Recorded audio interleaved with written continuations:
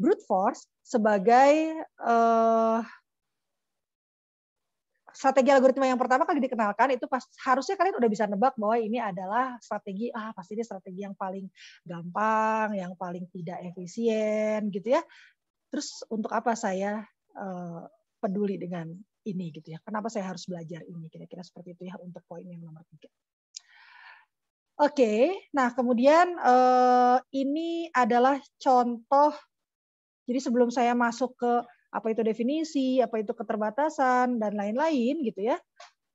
Mari kita diskusi sebentar gitu ya. Kalau misalnya, ini kan gembok ya, saya punya gembok gitu ya. Kemudian gembok itu kan ini ya, ada passwordnya gitu ya. Maksudnya kayak ini misalnya 234 misalnya ini nih yang ini. Yang di sebelah kanan kan kalau 234 dia kebuka ya. Terus kalau kalian mau ngunci sepeda atau apa kan nanti kalian acak gitu ya. Jadinya misalnya itu 074 gitu ya. Nah, pertanyaan saya adalah misal tiba-tiba kalian amnesia gitu ya. Kalian lupa gitu tiba-tiba. Aduh, berapa ya kode gembok saya gitu ya. Maka strategi pertama yang kalian pikirkan untuk membuka gembok itu biasanya strategi brute force. Gitu. Gimana caranya? Coba. Biar jangan saya terus yang ngomong. Wah, ini tinggal 5 menit lagi. Silakan. Coba satu-satu, Bu. Rian. Cobain satu-satu. Cobain satu-satu tuh gimana? Diicip? Gimana dicoba satu-satu? Dicoba probabilitas, Bu. Per apa? Probabilitasnya dicobain. Oke, wih. Keren tuh bahasanya. Gimana tuh mencoba probabilitas? Dicobain aja, Bu, kayak susunannya. Gitu, Oke, pertama kan kalau komputer kan misalnya nih kita kan sedang berusaha mengajarkan ke anak kecil lah ya, yang lebih kecil, maksudnya yang lebih tidak, kita lebih cerdas lah ya. Kalau kayak komputer kan kita lebih cerdas. Coba kasih tahu secara detail. Pertama apa dulu gitu? Pertama nyobainnya apa dulu? Nyobainnya biasanya satu-satu dulu, Bu. Gitu. Oke, satu-satu gitu ya. Terus bisa 2-1-1. Oh, oke. Kalau nggak 0-0-0 dulu gitu, Bu. Oke. Jadi harusnya kita mencari itu berpola. Nah, kalau misalnya ya Pak pakai dengan cara itu, kira-kira berapa kemungkinan tuh tadi probabilitas? Kita harus nyari berapa kali kira-kira? Kan itu 10/3, Bu. 10/3. Dari mana tuh 10/3? Karena kan kemungkinannya ada 3 digit. Dan misalkan digit pertama itu kan ada 10 angka ya, Bu. Dari 0 sampai 9. Betul. Ya, jadi 10 dikali 10 kali 10.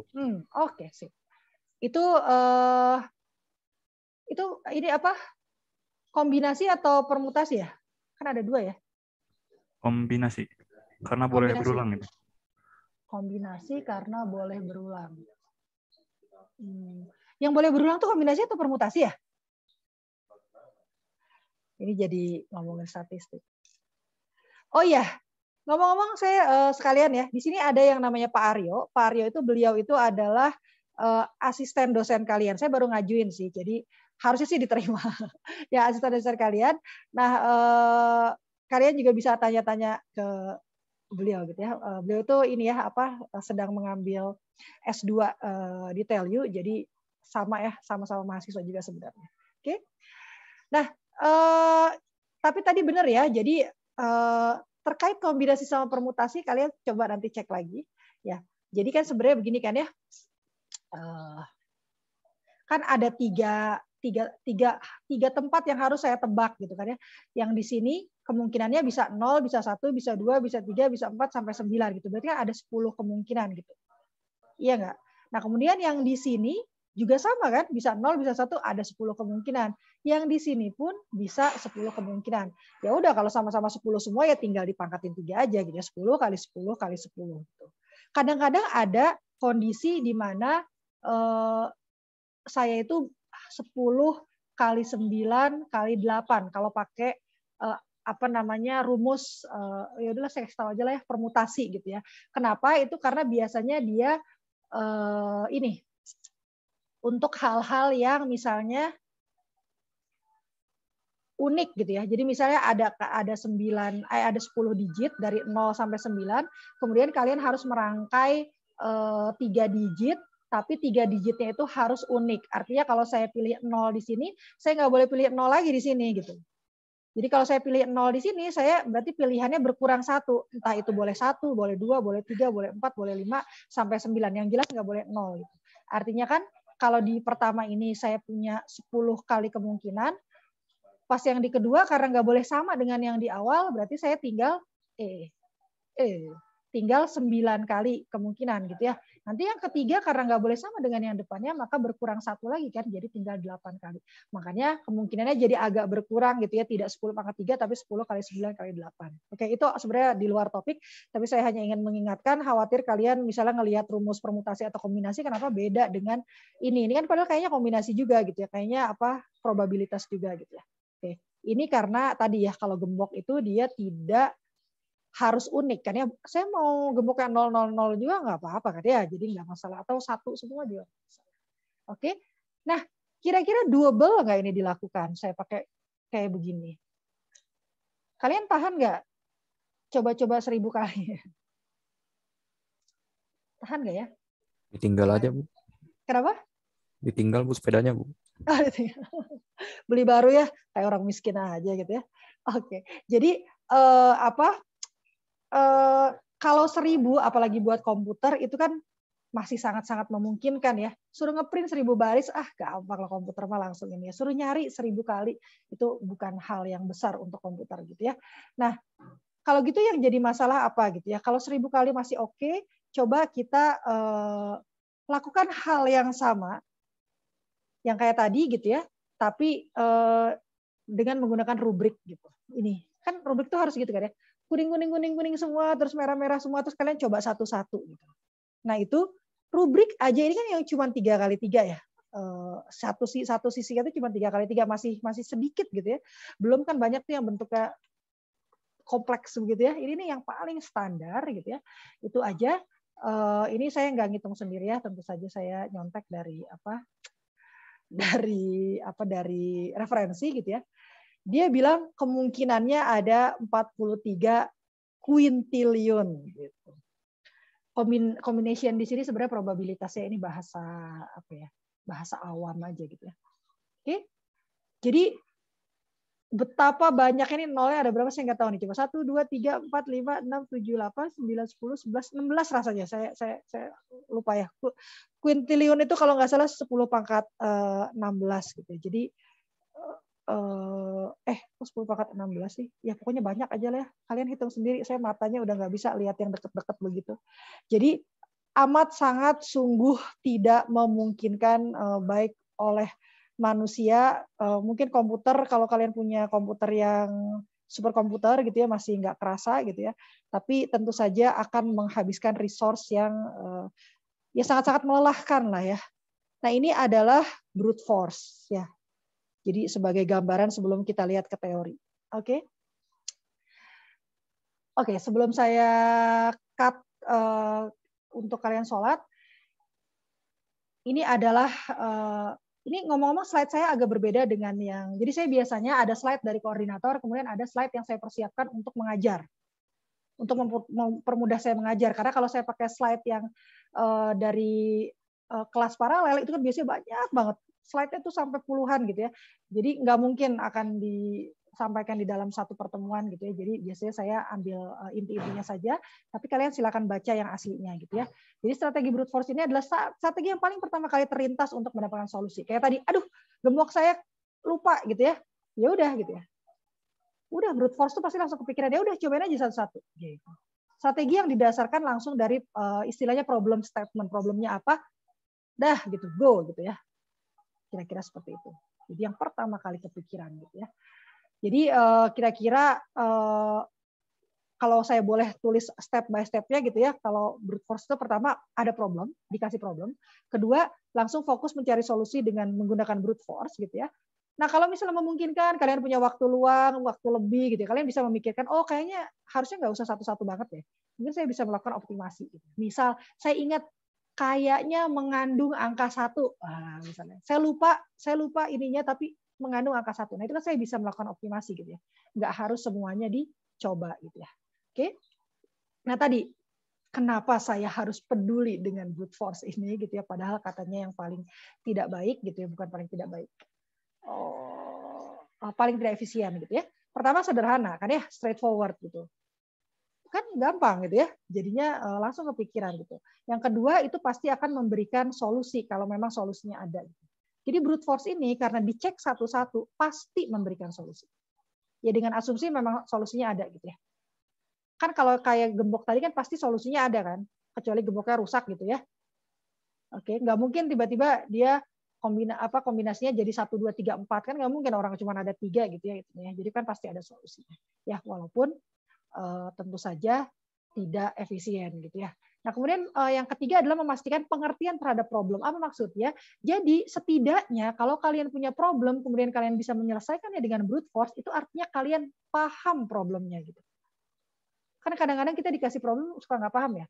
Ini maksudnya apa sih gitu ya? Salah gitu ya atau enggak ya? Setidaknya kalau kalian bisa menyelesaikannya dengan brute force dan memang benar hasilnya sesuai dengan yang kita harapkan, artinya kalian paham problemnya. Oh, berarti benar nih problemnya begitu. Oke? Kira-kira seperti itu ya. Nah, ini saya cut dulu. Kalian silakan makan siang, kemudian sholat. 20 menit mudah-mudahan cukup ya. Makan 10 menit, kemudian sholat mungkin 5 menit. Nah, 5 menitnya lagi kalian boleh pakai untuk ngecek message dan lain-lain gitu.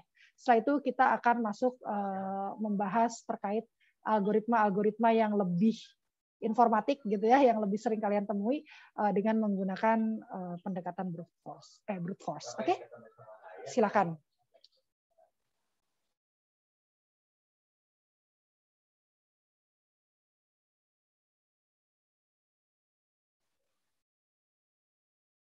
Oke.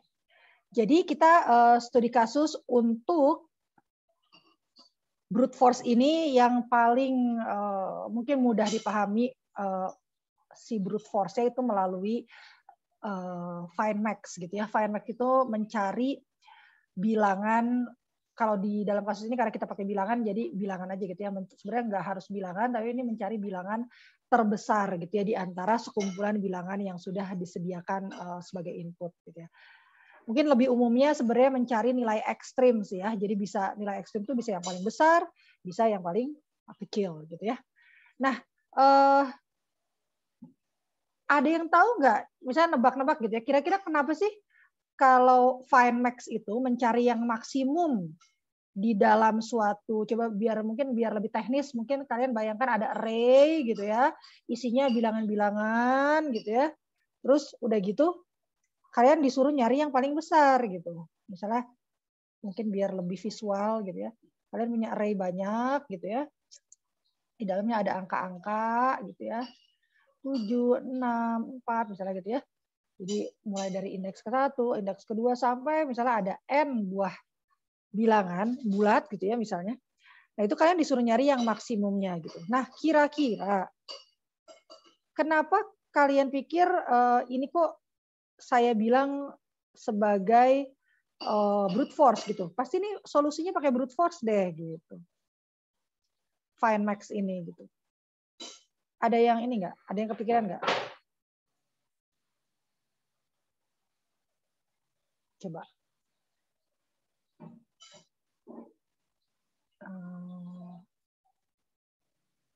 Kalian bayangkan dulu, kalau kalian cari yang maksimum, itu apa yang harus kalian lakukan? Mengurutkan datanya, Bu. Mengurutkan datanya.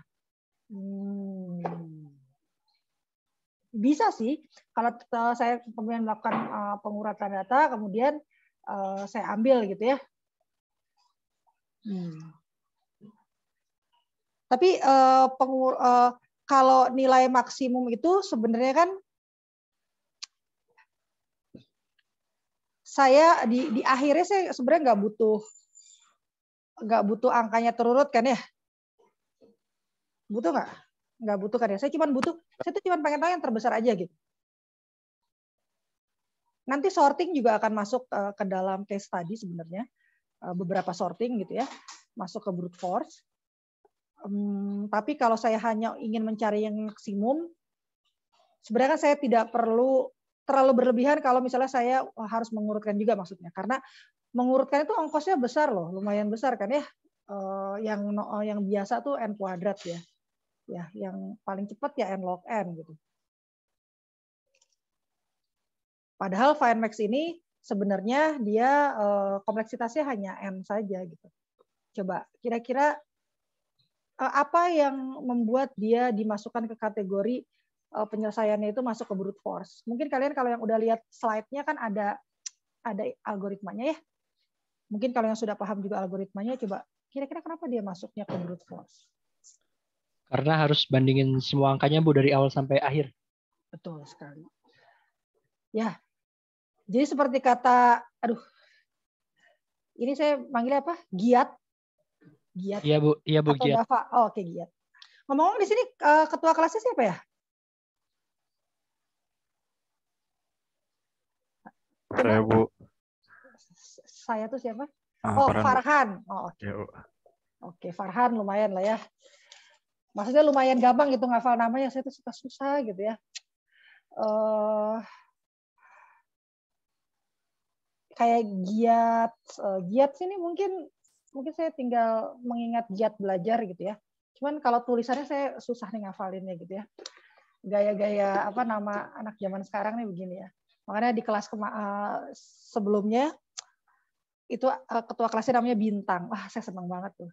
Gampang ngafalnya. Wah, terima kasih namanya sudah Bintang ya. Karena saya jadi gampang gitu ngafalnya. Oke, jadi betul seperti tadi kata Giat gitu ya. Bahwa strategi brute force FineMax ini termasuk ke strategi brute force karena kita harus mengecek angkanya satu per satu gitu. Ya. Sama kayak tadi waktu ngurusin si gembok itu gitu. Kan kita harus nyobain satu-satu kan angkanya itu semuanya dicobain 000 001 gitu ya. Terus 011 misalnya. Ya, semuanya tuh dicobain gitu ya. Nah, makanya itu namanya brute force. Jadi salah satu ciri brute force itu adalah, kan mungkin kalau misalnya tadi sebelumnya, pokoknya brute force itu sederhana, brute force itu langsung dari problem statement, kayak gitu-gitu kan mungkin masih nggak terbayang gitu ya. Tapi mungkin kalau saya kasih salah satu ciri yang lebih tidak abstrak gitu ya, bahwa seluruh datanya itu pasti harus diperiksa gitu ya. Harus diperiksa, harus dikunjungi, pokoknya datanya tuh didatengin lah satu-satu. Maka itu adalah salah satu ciri bahwa pendekatannya brute force gitu. Ya, oke. Coba bisa nggak sih emang kalau FineMax, itu nanti saya nanya nanti aja lah ya. Jadi soalnya kenapa? Soalnya kalau misalnya kita nggak periksa semuanya, kan bisa jadi misalnya saya setengahnya aja meriksa gitu. Bisa jadi ada data yang terlewat gitu kan ya. Atau misalnya dalam kasus ini gitu ya, kalau contohnya yang di atas ini saya cuma meriksanya N-1 aja lah, ini yang terakhirnya saya nggak usah periksa misalnya gitu ya. Nah, misalnya yang terbesar emang 9 gitu ya. Kebenaran yang terakhirnya itu 4. Tapi gimana kalau yang terakhirnya ternyata 14 gitu misalnya. Kan jadi salah. Kita bilang yang terbesarnya 9 karena kita memutuskan bahwa saya udah N-1 aja gitu ya meriksanya. Ternyata yang data ke N itu adalah data yang sebenarnya terbesar yang kita cari gitu. Jadi makanya tidak boleh gitu ya ada data yang terlewat. Oke, mudah-mudahan lebih paham gitu ya dari yang sebelumnya kenapa dia brute force gitu ya. Aduh, ini saya kayaknya animasinya salah. Oke. Jadi kalau misalnya kita pakai kita lihat FineMax ini gitu ya, kalau kalian lihat algoritmanya nanti akan saya tunjukkan juga. Dia pakai operasi primitif perbandingan ya. Jadi perbandingan itu termasuk salah satu operasi primitif ya. Jadi operasi perbandingan. Membandingkan dua data. Karena kalau misalnya kalian mau mencari maksimum kan pasti ngebandingin kan. Ya kan? Saya lebih besar dari kamu nggak ya? Lebih besar gitu ya.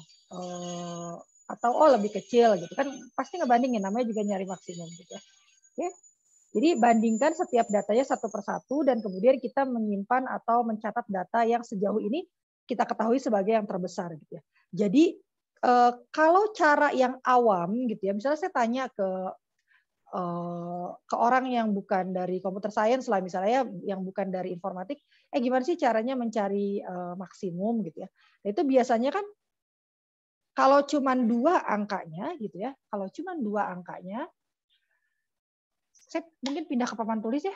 Saya kurang enak kalau nulisnya di ini, di apa? Di slide karena dia terbatas, terus nggak bisa back. Oh udah ya, ini sudah saya share ternyata. Ya, jadi kalau misalnya kalian disuruh membandingkan mana yang lebih besar di antara, kalau misalnya ada cuma satu gitu ya angkanya A gitu, mana yang paling besar? Iya pasti si A itu, orang dia cuma sendirian gitu, kan gampang. Kalau misalnya 2 A sama B gitu ya, mana yang lebih besar? Jadi kan saya kira-kira kalau misalnya algoritmanya gini kira-kira membandingkan. If A lebih dari B, maka yang terbesarnya gitu ya. Yang terbesarnya itu A. Kalau enggak, berarti yang terbesarnya B dong gitu kan. Kan gitu. Gampang ya. Kalau misalnya ada 3 A, B sama C. Oh yaudah, kalau yang cara paling gampangnya gitu, yang paling kepikirannya mungkin gini. Kalau A lebih dari B dan A lebih dari C, maka yang terbesar A. Else kalau B lebih dari A dan B lebih dari C, maka B. Kalau bukan dua-duanya berarti yang terbesarnya C kan gitu. Nanti kalau ada A, B, C, D, berarti A lebih dari B dan A lebih dari C dan A lebih dari gitu ya. Kan kalau awamnya begitu gitu ya. Tapi kita sebagai orang informatik itu kan biasanya berusaha memanfaatkan loop gitu ya untuk sesuatu yang ada polanya gitu, yang polanya berulang. Nah, makanya ini ada algoritmanya sebenarnya yang ini nih, yang bawah ini. Jadi membandingkan setiap datanya itu satu persatu gitu. Kemudian kita catat data yang sejauh ini kita anggap sebagai yang terbesar gitu. Itu tuh apa maksudnya? Jadi kalau misalnya kalian punya angka sebanyak apapun, ini tolong perhatikan ya. Saya akan membahas ide dari algoritma FineMax. Sebenarnya ini saya sudah ada rekamannya ya. Cuman mungkin lebih banyak yang belum lihat gitu ya daripada yang sudah cari tahu gitu ya. Jadi misalnya saya punya angka sebanyak inilah ya. Ini saya nggak tahu nih ya isinya berapa gitu ya. Pokoknya angka. Nah, maka caranya adalah supaya saya tidak langsung membandingkan semuanya, itu saya mungkin dengan PD-nya saya akan bilang yang terbesarnya yang pertama kali adalah, misalnya ini array-nya namanya A gitu ya, A1 gitu. Jadi saya cuma buka satu aja. Tadi kan paling gampang menentukan yang terbesar itu kalau angkanya cuma satu kan. Ya udah pasti dirinya sendiri gitu kan ya. Ya kan, ini indeks 1, indeks 2, indeks 3, indeks 4. Gitu ya. Kan paling gampang gitu ya. Oh ya udah dirinya sendiri gitu. Udah saya menutup mata, saya tidak melihat apa yang ada di dalam 2, di dalam 3, di dalam 4, pokoknya udah satu itu aja dulu gitu ya. Saya selalu bilang itu kayak kalau kalian baru lahir, terus udah gitu dibilang sama orang tua kalian adalah anak yang paling cakep sedunia gitu. Dan kalian percaya gitu, karena kalian belum melihat orang-orang yang lain gitu ya. Jadi ya begitu, kalau cuma satu orang nggak ada saingannya ya pasti dia yang terbesar, yang tercantik, yang tercakep, terganteng gitu ya. Nah kemudian saya akan mulai melihat tetangga saya gitu, yang di 2 gitu. Ya ngomong-ngomong kalau misalnya suara mic saya kurang bagus, kasih tahu ya, kurang jelas atau gimana gitu ya. Nanti saya ganti switch sama yang lain mungkin. Jadi kalau misalnya kan udah ya, saya udah menentukan bahwa yang paling cakep tuh saya gitu ya. Karena saya belum kenalan sama yang lain. Oke, sekarang kita lihat, kita kenalan sama tetangga sebelah kita gitu. Kita lihat gitu ya, si 2 ini. Terus kita ngaca gitu ke tetangga kita gitu ya. Kan nanya kan, kalau misalnya saya, atau jangan saya deh, kalau tetangga saya lebih baik dari saya, berarti dalam kasus ini lebih besar daripada saya. Sayanya siapa? Sayanya adalah yang tadi yang terbesar itu ya. Jadi jangan A1.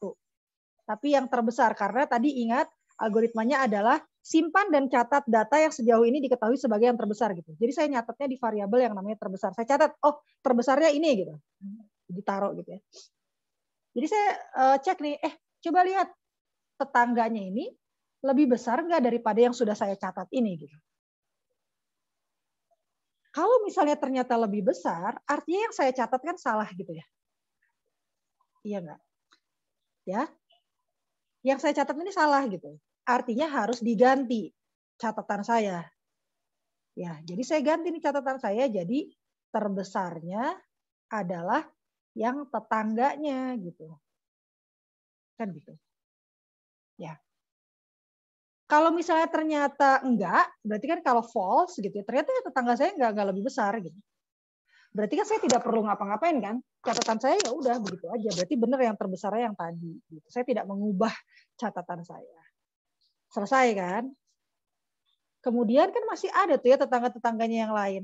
Maka saya bergerak ke tetangganya lagi yang ketiga gitu ya. Maka saya akan cek lagi apakah tetangganya ini yang ketiga lebih besar daripada yang catatan saya gitu. Kalau iya, maka sama seperti tadi catatan saya harus diubah gitu. Oke. Begitu terus sampai saya mendatangi, kan tadi brute force, tetangga saya yang terakhir gitu. Ya kan? Tetangga saya yang terakhir juga saya melakukan hal yang sama dong kan biar adil ya. Begitu. Nah, kalau kalian perhatikan sebagai computer scientist gitu ya, itu harusnya kalian sudah bisa nebak bahwa wah ini sama nih polanya, saya bisa nih bikin ini pakai loop gitu kan ya. Semuanya sama persis kecuali apa? Kecuali ini kan. Tuh. Jadi hal yang dilakukan di kotak yang ini itu sama persis gitu. Saya mengulanginya sebanyak mulai dari 2 sampai n gitu ya, sampai 8 gitu. Berarti kan n-1 lah. Oke, maka saya akan buat ini menjadi loop gitu. Berarti kan pertama kan ada ini ya, ada apa namanya indeks gitu ya 2, misalnya saya tulis sebagai i lah ya, misalnya i-nya berarti mulainya dari 2. Terus saya tinggal pakai nanti while, ini saya harusnya nanti ini tinggal pakai while, terus di dalamnya adalah if a i gitu ya. Saya cuma copy paste aja nih. Lebih dari terbesar gitu ya.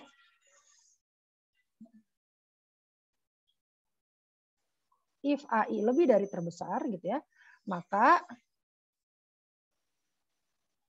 terbesarnya itu adalah AI. Gitu kan? Udah. Sisanya sama semua gitu. Yang perlu saya tambahkan itu hanya si I-nya harus berubah gitu kan ya. Tadinya 2 jadi 3, tadinya 3 jadi 4, tadinya 4 jadi 5, 6, 7 sampai 8 gitu. Berarti while-nya itu harus kurang dari 8 kan, kurang dari sama dengan 8. Tapi kan 8 ini kan sebenarnya n ya, jadi saya akan pakai n gitu. Terus ini n while. Oke. Mudah-mudahan saya tidak perlu menjelaskan bagaimana loop itu gitu ya, karena kalian udah semester 4 jadi sudah agak jauh dari algoritma membahas tentang loop gitu ya. Oke. Tapi kalau misalnya kalian ada yang masih kesulitan terkait algoritma, tolong kasih tahu saya ya. Mungkin saya bisa mencarikan pelatih untuk kalian gitu ya. Privat gitu supaya algoritmanya bagus gitu ya, karena di strategi algoritma ya kalau kayak gini-gini kan harus bisa baca algoritma gitu ya. Oke, jadi kira-kira seperti ini gitu. Ini nih sudah mengcover yang saya kasih kurung kurawal ini gitu. Jadi tinggal saya mengcover yang atasnya kan. Ya yang atasnya tinggal berarti terbesarnya ya udah di copy, itu benar-benar di copy paste aja gitu. Nah, inilah yang ada di slide ya. Kalau saya langsung kasih yang di slide gitu ya. Mana ya slide-nya, saya ada nggak ya? Bentar. Kalau saya langsung brek kasih yang di slide, mungkin kalian ini ya, saya copy aja lah ya. Saya copy ke sini. Ini. Saya nggak tahu sih sebenarnya sama atau enggak ya. Tapi harusnya idenya mah mirip-mirip lah ya. Nah, sama ya. Terus saya taruh di sebelah kanan aja. Biar lebih bersih. Nah, ini sama ya, cari elemen terbesar Firefox gitu ya. Jadi kalau kalian perhatikan, ini cuma gaya penulisannya aja yang berbeda. Jadi kalau di sini ditulisnya gaya matematika gitu ya. Nulisnya A1 gitu ya. A1 itu artinya begini sebenarnya. Nah, gitu. Jadi elemen ke-1 dari kumpulan integer ya di sini ya. Jadi inputnya itu ada A1, A2 sampai AN. Jadi sebenarnya itu adalah array dari indeks ke-1 sampai indeks ke N ya. Jadi cara penulisannya mungkin lebih sederhana kalau nulisnya A1 begini gitu. Walaupun kalau ngetiknya di kayak notepad atau apa gitu, saya lebih senang nulis begini sih. Karena saya tidak perlu, kalau ini kan berarti saya harus agak ke bawah gitu ya satunya dan lebih kecil. Jadi saya harus format dengan bentuk tertentu. Nah, kira-kira seperti itu ya. Jadi jelas ini tiap data harus dikunjungi satu-satu. Oke. Ada pertanyaan? Ada yang belum mengerti algoritma FindMax ini?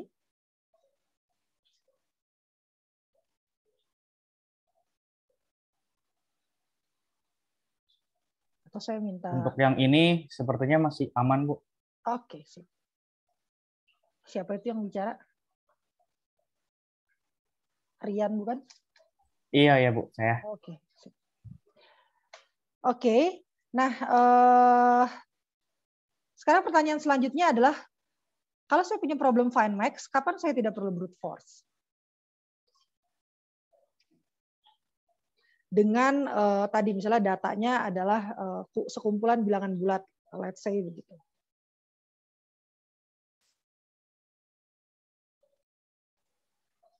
Ada nggak? Bisa nggak pakai cara lain?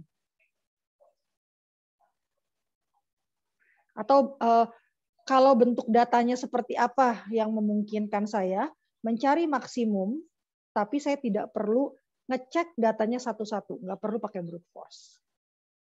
Dalam kondisi data seperti apa misalnya? Saya kasih hint. Datanya terurut mungkin, Bu? Betul sekali. Kalau datanya terurut. Kenapa kalau datanya terurut kita tidak perlu pakai brute force? Karena tinggal ambil bilangan terakhir aja. Betul. Jadi kalau array-nya ini asumsi berarti terurutnya terurut membesar ya? Kan kalau terurut bisa membesar, bisa mengecil kan ya? Ya, jadi kalau misalnya, mudah-mudahan tadi siapa? Fadli ya? Jadi kalau misalnya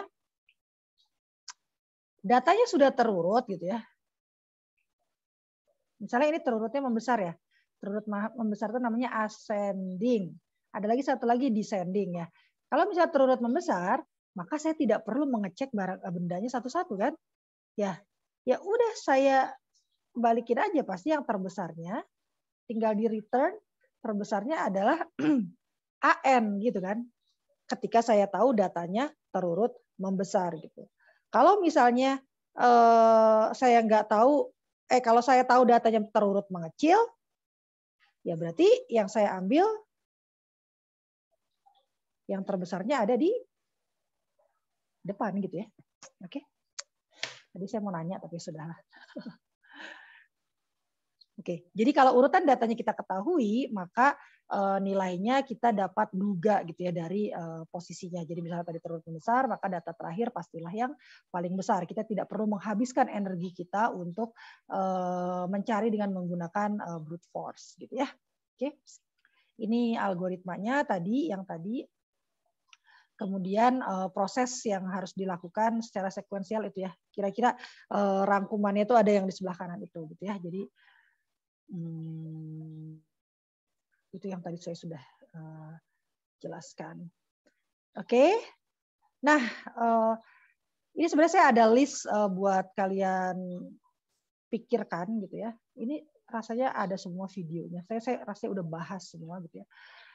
Jadi pertama kali yang harus kalian pahami atau kalian kerjakan di mata kuliah ini gitu ya, di strategi algoritma, untuk semuanya nanti mau pakai strategi apapun gitu ya. Pertama adalah sudah bukan bikin algoritmanya lagi, tapi memahami algoritmanya. Sama kan ya kayak AK, sebenarnya kalian nggak bikin algoritma ya, tapi kalian harus baca. Jadi levelnya agak naik gitu ya, bukan menulis lagi tapi membaca. Baca, pahami algoritmanya gitu ya. Kemudian yang kedua, cari minimal, kalau input size biasanya udah langsung kelihatan, cari basic operation-nya yang biasanya agak-agak ngumpat gitu. Ya. Cari basic operation-nya. Buat apa cari basic operation-nya? Supaya kalian tahu ngitungnya gitu ya. kompleksitasnya itu berapa kan ngitungnya dari basic operation kan. Jadi sebenarnya yang namanya kompleksitas ya kalau kalian lupa itu kan sebenarnya cuma ngitung dia ngerjainnya berapa kali sih gitu. Misalnya kalian nulis gitu ya. Kalian nulis atau ngangkat deh. Misalnya kalian ngangkat barang gitu ya. Ngangkat barang ada 10 barang gitu. Kalau misalnya satu unitnya itu kalian anggap sebagai ngangkat satu barang itu, berarti kalau barangnya ada 10, berarti berapa dong dia ngerjainnya? Ya 10 kali gitu. Kalau barangnya ada 100, ngerjainnya berapa? Ya 100 kali gitu. Kalau dia cara ngangkatnya satu-satu gitu. Ya kalau algoritmanya ngangkatnya satu-satu kan berarti linear kan. Jadi kalau barangnya boxnya ada 1000 ya dia berarti 1000 kali ngangkat. Tapi kalau misalnya algoritmanya saya ubah, berarti saya pakai orang yang lebih kuat gitu ya. Jadi dia sekali ngangkat bisa langsung 2 box. Artinya kan berapa kali dia jalan gitu ya dengan data yang ada 100 misalnya atau 1000 ya berarti 500 kali gitu. Nah, kompleksitas itu sebenarnya itu gitu ya. Cuman ngitung doang dia tuh berapa kali sih ngejalanin hal yang pentingnya gitu. Jadi anggap misalnya kayak tadi orang ngangkat box gitu ya. Kan sebenarnya mungkin persiapannya banyak gitu. Pertama kali misalnya minum dulu. Misalnya minum gitu ya sebelum mengangkat box. Atau mungkin setelah minum dia tangannya dibalur kapur dulu gitu ya biar nggak kering gitu ya. Dibalur apa ya? Dibalur ros ya. Atau pakai apa? Tangannya pakai sarung tangan gitu misalnya. Kan bisa jadi gitu ya. Nah, baru dia looping gitu ya. Ada loop gitu ya selama ya atau repeat until lah, saya bikin repeat until aja. Repeat ini angkat satu box gitu ya until n gitu ya sampai boxnya habis gitu. Nah kalau saya tanya itu kompleksitasnya berapa sih gitu ya? Berapa kali sih dia ngerjain? Udah habis kan. Berapa kali sih dia ngerjain itu gitu ya? Kan kalian langsung bisa jawab kan? Berapa kali coba? Ini misalnya ini problem mengangkut box. Ada n box, ada n buah box. Kemudian algoritmanya adalah minum dulu, terus pakai sarung tangan, terus selama masih ada boxnya saya ngangkut satu-satu. Gitu. Jadi kira-kira berapa kali saya melakukannya? Ada yang bisa jawab nggak?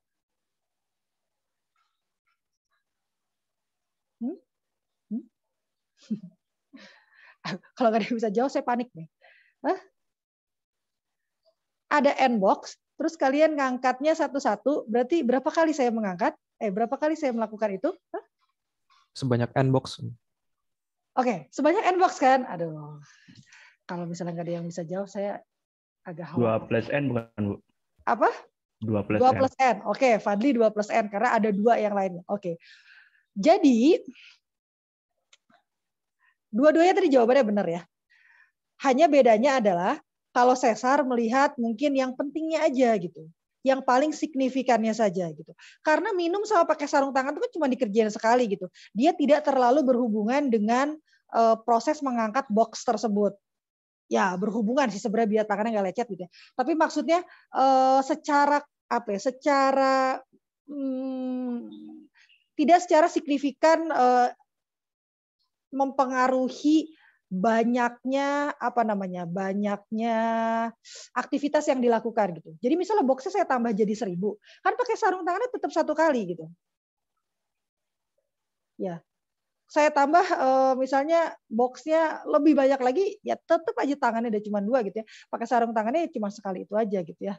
Kecuali ada kasus sobek atau apa itu kita lupakan lah. Anggap sarung tangannya bagus gitu ya.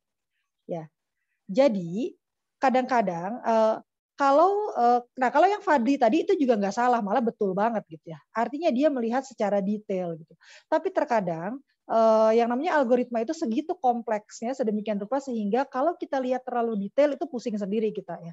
Toh nanti juga kalau misalnya kalian masih ingat asimtotik itu kan nanti misalnya setengah n kuadrat. Nanti kita langsung simpulkan bahwa itu adalah big theta atau big O n kuadrat gitu kan. Atau misalnya kayak tadi ya n plus 2 gitu ya. Nah ini kan detailnya ya. Tapi nanti kalau misalnya saya jadikan kompleksitas asimtotik itu kan ON gitu ya. Atau big theta atau big theta n gitu. Kan gitu ya. Ya jadi akhirnya kita lihat mana orde terbesarnya aja gitu. Bahkan kalau ada misalnya ini n kuadrat plus n plus 2, itu saya ambil n kuadratnya aja gitu ya. Masih ingat nggak ya? Mudah-mudahan masih paham gitu ya. Jadi intinya intinya kompleksitas itu sebenarnya itu aja. Ngitung dia mengerjakan berapa kali. Nah, kenapa tiba-tiba muncul ada basic operation? Basic operation itu adalah yang kira-kira paling menghabiskan waktu atau kira-kira paling relate sama algoritmanya gitu. Misalnya kalau dalam algoritma angkat box ini, yang paling relate dengan algoritmanya kan angkat boxnya gitu. Maka itulah basic operationnya. Yang paling penting gitu. Kan gitu ya, syaratnya basic operation itu kalau kalian masih ingat, itu adalah satu, dia adalah instruksi yang paling penting, statement atau operasi yang paling penting di dalam algoritma itu. Yang paling penting adalah angkat box, kan di sini jelas gitu. Atau kalau kalian susah nyari yang paling penting, karena kayaknya semuanya penting gitu ya, itu kalian bisa lihat mana yang paling time consuming, yang paling menghabiskan waktu. Yang mana yang paling menghabiskan waktu? Ya yang di sini ya angkat juga gitu ya. Kebetulan ini sama bendanya ini karena sederhana sekali. Biasanya ciri-cirinya yang paling menghabiskan waktu dia ada di loop yang paling dalam. Gitu. Jadi sebenarnya kompleksitas itu murni hanya cuma menghitung basic operation gitu. Jadi makanya ada basic operation gitu. Jadi bukan menghitung semua operasi, nggak perlu. Pilih aja mana basic operationnya, udah hitung itu berapa kali. N kali, setengah N, 2N, log N, atau berapa nanti kita simpulkan dia menjadi kelas efisiensinya apa gitu. Kelas efisiensi itu apa sih Bu? Kelas efisiensi itu bahasa manusianya, kalau kalian bilang misalnya N gitu ya. Bahasa manusianya tuh linear. Itu udah bahasa manusia belum? Atau masih terlalu susah juga? Atau kalau N kuadrat itu berarti kuadratik gitu ya. Atau kalau udah mulai misalnya kayak 2 pangkat N, 3 pangkat N, itu berarti udah kita bilangnya eksponensial gitu ya. Atau non polinomial ya. Kalau masih N, nah kalau misalnya O1 gitu ya, itu artinya kayak tadi itu pakai sarung tangan itu O1 itu. Kalau cuma saya lihat pakai sarung tangannya aja ya. Kenapa? Karena dia tidak tergantung dengan input size gitu. Jadi mau boxnya ditambah berapapun, ukuran datanya ditambah berapapun, dia tetap aja pakai sarung tangannya cuma sekali gitu. Itu namanya konstan ya. Konstan. Jadi ya udah segitu aja gitu. Oke, kira-kira seperti itu. Ya. Jadi kayak tadi, misalnya mencari elemen terbesar, setelah dipahami algoritmanya, kemudian saya mungkin cari basic operation-nya, tapi harusnya saya udah bisa nebak basic operation-nya, tadi kan berarti perbandingan gitu ya. Kemudian hitung jumlah basic operation-nya, berapa kali ngebandingin. Udah saya hapus ya. Berapa kali kira-kira tadi ngebandingin, tadi yang find max?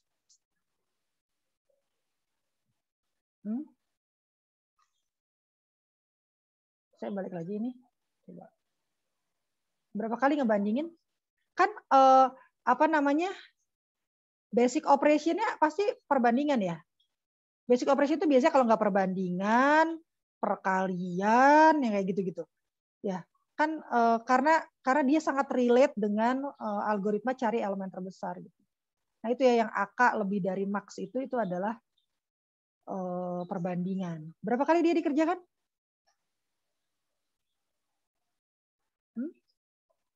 N-1. N-1, oke. N-1 ya, kenapa? Karena mulainya dari berapa tuh? Dari 2 kan ya? Mulainya dari 2 sampai ke N gitu kan ya? Oke. Jadi kira-kira N-1 atau ya kalau mau rough aja, ya udah saya bisa langsung menentukan kelas efisiensinya kan berarti N kan. N-1 kan jadinya N. Mau N-2, N-100, N-1 juta pun itu tetap N gitu. Ya, karena itu nanti artinya 1 juta itu akan jadi sangat-sangat kecil gitu. Makanya kita kalau ngomongin analisis algoritma, ngomongin strategi algoritma itu artinya kita sedang berbicara tentang data yang sangat-sangat besar ukurannya gitu, ya. Jadi N dapat berarti efisiensinya adalah linear gitu. Ya,